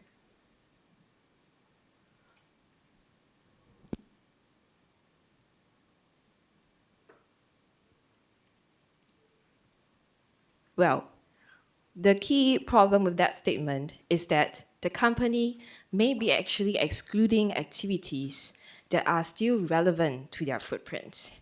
So you cannot be compromising on the key criteria of relevance. So what does relevance actually mean? In the GHG protocol, it states out some key criteria for companies to consider. One of them is the most common is on size. Basically on whether the footprint, basically that emission source that you may want to omit from your footprint, how material is this? If the category 10 that we were previously seeing is actually pretty much material to the footprint and you're not disclosing it, that is actually not aligned with the standard. And actually, there are also other criteria to consider.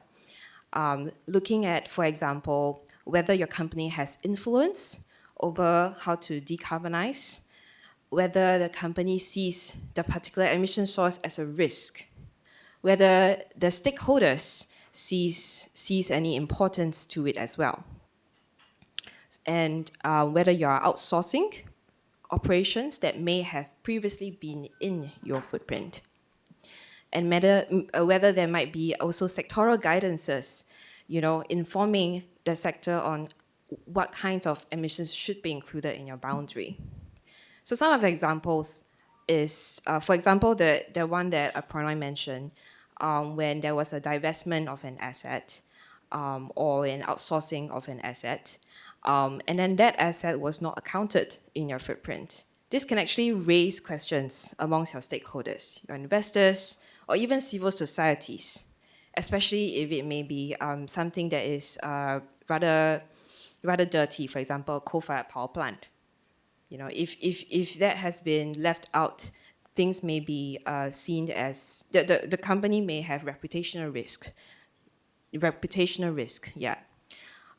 So these are actually some of the criteria that companies have to look into before you say, I want to exclude this thing from my footprint. Exclusion is is a very like it's a it's a it's something that people may want to easily lean forward because it's so easy to just because I have no data. But when auditors come and start to scrutinize, and that's when there is a need to really pay attention to them. So how do you bridge such data that like such data gaps? Later we'll move on and talk a little bit about it. I'll share from my previous experience. Yeah. So there would be a need for you to basically estimate and proxy for you to bridge such data gaps. Estimations and proxies may not be like the most high quality data. However, this is still necessary for you to be complying to the key standard and maybe even be aware that, oh, you might be excluding something that was material, even though previously you think it might not have been, right? Yeah. So, so I'd like to highlight that, for first timers in full scope 3 disclosures, you'll be actually facing a few key practical constraints.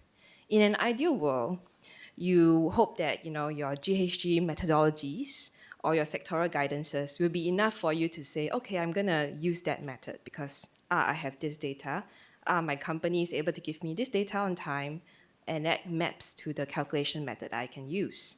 And I have, enough time for me to do all the emissions factor mapping and review the scope 3 footprint. But a lot of cases, you won't be facing it. You won't be having such an hunky-dory kind of situation. You might be actually facing a lot of constraints. Sometimes because your company may be having some form of complex business model, such that the way that the standard methodologies highlighted in those guidances may not be so directly straightforward that you can just apply, right? Sometimes your internal departments do not be able to provide you with the right data in a timely manner. So even if you manage to get some of the data from there, you may find that, wow, this is more than 1,000 lines in an Excel sheet. How am I going to manage that, right? And then in the world of AI, yes, it can help to speed up things. In the world of softwares, it can help to speed up things.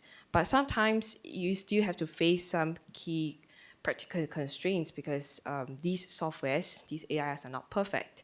You may not have time to wrap your head around these in order to produce for you a robust Scope 3 footprint. And that's where it's very important for you to know how to bridge data gaps or difficult situations. So some of the examples I'll be showing here are based on real life projects that we have been working on. So take an example here. Company A is a shower accessory and shower manufacturer. As an SME, it is sitting on this part of the value chain where it does assembly and light manufacturing using the key components that come in from its suppliers. They then would be distributing it to wholesalers or retailers before it reaches to end customers. So within its Scope 1 and 2 footprint, they only have their own fleets, manufacturing sites, as well as offices. They distribute globally, while they have many of their suppliers based in China. So this SME came to us and figure out how to do their first Scope 3 footprint with us. A key hurdle that they met was, I do not have any volumetric data from all my suppliers. What do I do to calculate my category 1? So if you're in a manufacturing space, you will know that category 1 tends to be the top hotspot for your company. So what we could do for them is to figure out, using a Pareto analysis, pretty much trying to understand what are the top runner products. So these are, what are the most bought products from the company that covers 80% of the total quantities bought. So looking at the top runners, we then figure out for them what is the rough material breakdown. So this has been done because If you look at an example here, this is a valve. A valve is something that they procure, and there isn't a thing called a valve emission factor back then, as far as we checked back then, in the emission databases or other market research. So we pretty much have to create for them an emission factor. And that is based on some of the key materials that go into the valve and figure out what is the rough split in terms of its proportion of the materials and what is the weight. So if you can see from this example, what a company only has in data is actually the number of units of the item. The rest we have to actually estimate or do research for them. And by knowing the breakdown of the different materials, we apply the relevant materials emission factor to get a blended EF here. So this is something that you could do for those items that you don't find emission factors easily. And we do that for rest of the top runners as well. And what we can come up with very much after a fair bit of a intense exercise is the total emissions of the runners by multiplying the number of units sold. So this is actually quite taxing, and you can't do it for all the products. We could only do it for the top runners. And that goes to be just a short list of items. But what about the rest of the items that could actually be a very long list? The remaining 20% of the items, let's call them slow runners. It's something that we don't have the luxury of time and resources. So we can actually do a fair bit of averaging and proxying to help us to maneuver this process. So we can actually, for example, estimate an average emission factor using the top runners' numbers. And then we apply this average emission factor to an assumed weight as well. So the assumed weight of the slow runners was also based on the median weight of the top runners. And all the company needed to give us in data was the total number of slow runner units sold. So you can see that this exercise is relying a lot of proxying and estimations and very clear assumptions that have to be backed up so that you could actually pass verification. Yeah. Sorry.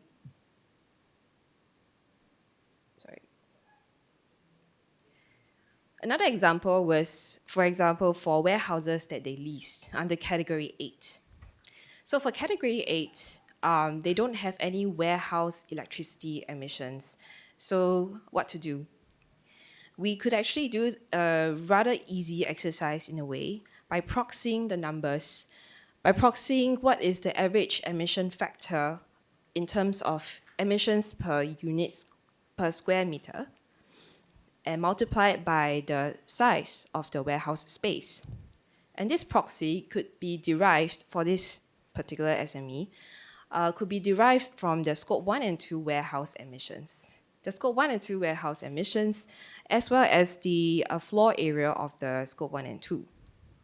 But I want to highlight a caveat here that if you want to use this kind of proxy, it can only be a reasonable assumption if the emissions profile of your proxy is similar to the Category 8 in question.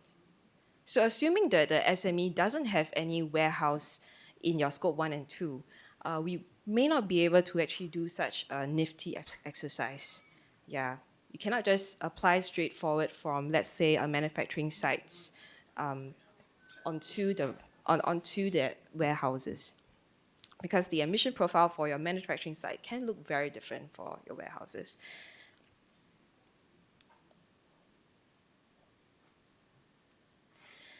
And another thing is Category 11, use of sold products. So this is actually a rather tricky category for a lot of companies in, let's say, the manufacturing space, the construction space, because you don't naturally get data that can be easily lifted from your existing departments. Because a lot of times you may have suppliers' data because you ask for them. But downstream, what happens when the goods leave your company? A lot of times, even the sales teams may not have relevant data for you. So, so that's when the creative juices you have to come in to look at, for example, for this case, the lifetime electricity use for your soap products. Just a recap for category 11, we have to look at the lifespan of your total use of the products in order to calculate the emissions. It can be just the energy used within a year or within the reporting year, yeah. And also a recap that you pretty much need to apply to your grid emission factor where your end consumers are. In order to understand how to look into the lifetime energy use of your soap products, we need to figure out with the company what is the nominal voltage of their products. So the nominal voltage and the total quantities are the key data points that they gave us. Everything else needs to be pretty much researched upon. So what happens actually if you have more than like 100 products out there? You know, it's gonna be, once again, a very exhausting exercise to be researching one product at a time on like the duration of use, for example. So in this case, there could be other things you could do. For example, you could do product grouping into subcategories and be using certain representatives in your subcategories to find out, what is like the duration of use or even the nominal voltage if you don't even have that for each SKU. Yeah. And another case study here that I'd like to highlight was from the construction sector. So from the construction sector, we worked with this fit-out contractor. They sit in the value chain where when the designing and the engineering of the shell of a building has been built, they come in to do interior fit-out. They use subcontractors like painters, tile people who do up the tiling, the walls, and then do an entire integration of the system together before they pass it out to the client. And the client would find out their own maintenance and operating facilities vendors to maintain the building. So they sit right here in the middle here. In their scope 1 and 2, they do only have their own fleets, their own labor accommodation and offices. Everything else is in scope 3. They supply mainly to domestic market, and mainly when they do procurement, the procured items all come from domestic as well.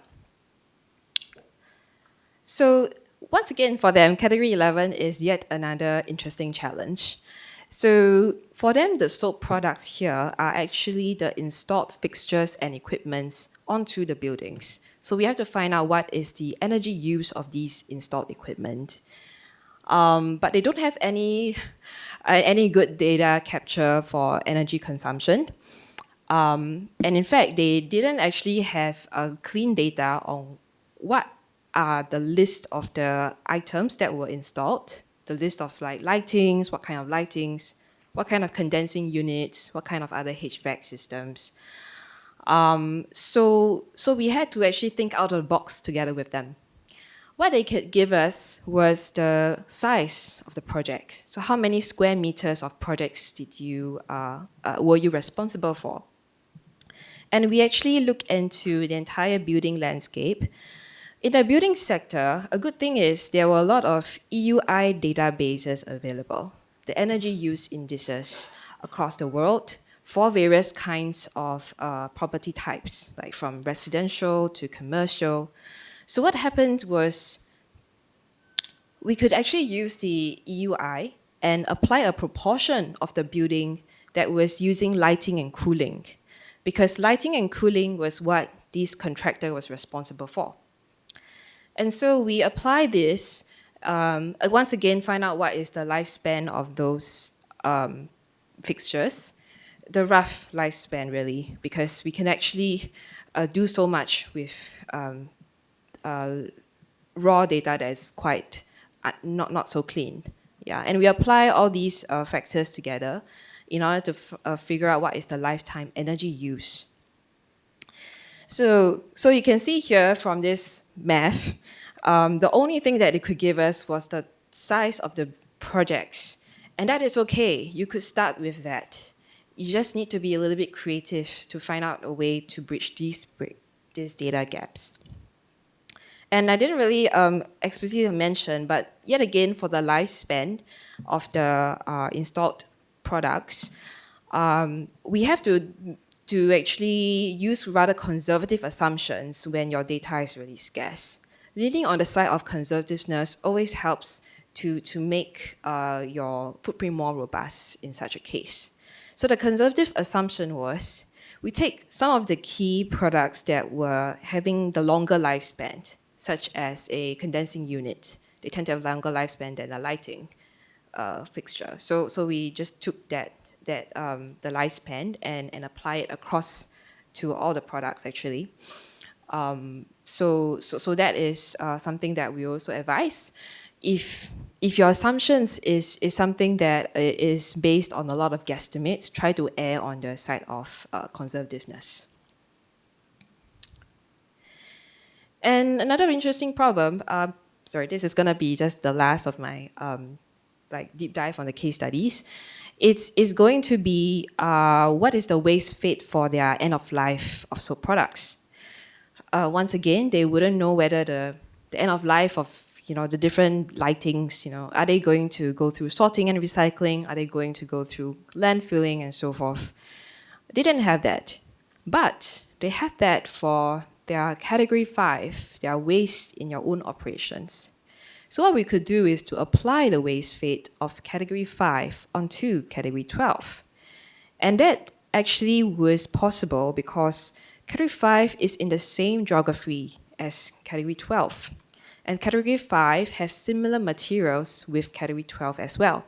So only when you are in the case of, similar geographies, similar materials, then you could actually reasonably make such an assumption that, okay, I'm going to assume the similar waste fate across these two categories. It may not work very well if you are selling globally, and that looks into the various geographies. So all these proxying guesstimations and whatnot, they are all sitting on the low level of quality of data when it comes to the footprint data hierarchy. It sits pretty much in the similar ranks of spend-based calculation. And that's okay, because you are in the first year or first couple of years of footprinting. What's important was you to get the footprint disclosed and be able to see what may be the key emissions hotspots, and be able to pass assurance. All these are very real challenges that you need to overcome. That's fine. But you have to improve your data if you really want to make use of your data for business decision-making purposes. So if you want to make relevant decisions on how to decarbonize on your footprint, the best actually was to get product-specific emissions.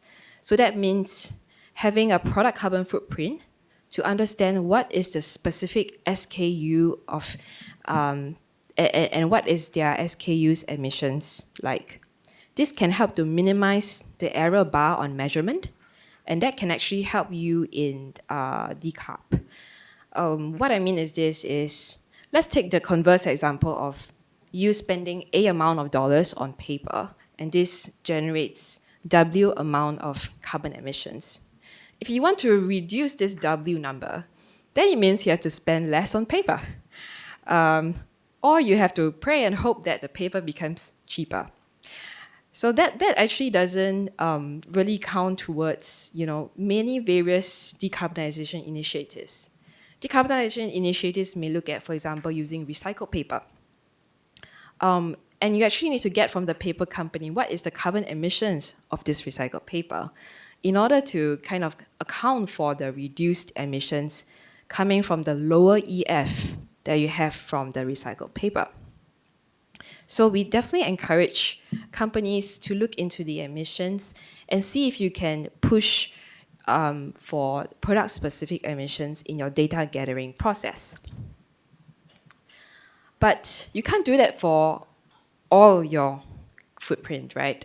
There's so many products you probably procure if you are a listed manufacturer, for example. You probably would need to pick and choose. And how do you do that, right? To do that, you really need to look at a strategic plan that we call it a supplier strategy exercise. We do that quite often with companies to figure out for them how do they look into, how do they engage various suppliers, and what do they need from various suppliers in order for the company themselves to make progress in decarbonization. So this matrix here is actually just an illustrative example. It may or may not apply exactly to your company. Different companies will actually need a different matrix depending on the business model or the context that they are at. So for this illustrative example, we first look at the carbon impact, whether the suppliers are representing high or low materiality in their footprint. And secondly, we look at whether the supplier relationship is strategic or transactional. For the strategic suppliers and the high impact suppliers, they sit in the top right quadrant. And that's when one-to-one programs are needed to engage with them. You may need to embark on a joint reduction plan. You may need to impose some specific changes to your procurement. For example, I can only procure if there is a minimum, maybe minimum 50% of recycled content. Or, I impose that, no, you need to have traceability to your palm oil and it needs to be RSPO certified, for every example. And you may also need to have specific procurement managers to be taking ownership of these key suppliers. For the rest of the various suppliers sitting in other parts of the quadrant, you may need to do something a little bit different and less intensive. So in essence, when it comes to improving your data quality, you have to be selective on how you do that in order to make practical key steps towards your decarbonization. And really, tying back to what Prannoy has been also driving at, for Scope 3 disclosure, at the very start, you may see as just a compliance exercise, but it's very important to keep a view that there is a need to move beyond that. We believe that Scope 3 is not just a number that ends in itself, but it's a really useful tool for key business decision making. By having the ability to prioritize which categories you want to focus on in order to get better quality data, from there you need to drive, these selected categories that want better data, I need to talk to my suppliers for. You'll be able to drive key procurement and product design decisions. And that's when things really then change in a company. If not, we might just stop at reporting and that's that. When you manage to make some changes in your business, that is actually key to how you are transitioning towards, like you are making climate transition, and you have the evidence to prove for it because you're getting cold hard evidence numbers from your suppliers. Oh, sorry.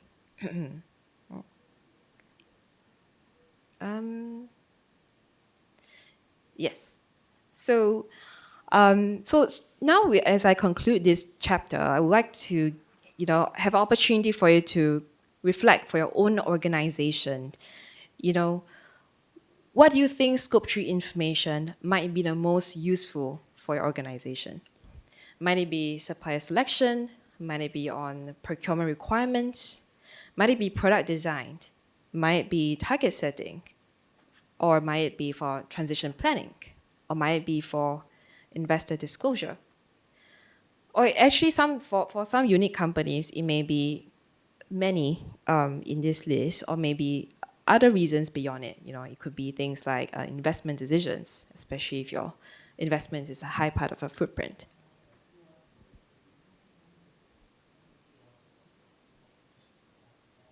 So we can maybe wait for a couple of moments for you to vote for what may be the most relevant for a business.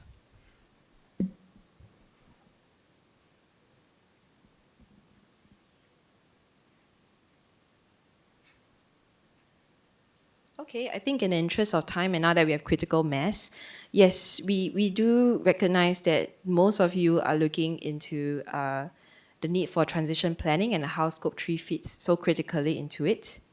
And yeah, procurement and supplier, they tend to actually go hand in hand in terms of your key decision making.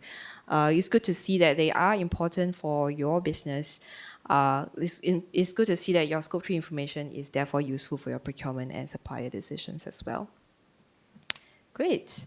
Now, actually, I think I'll pass back to Prannoy to conclude. Yeah.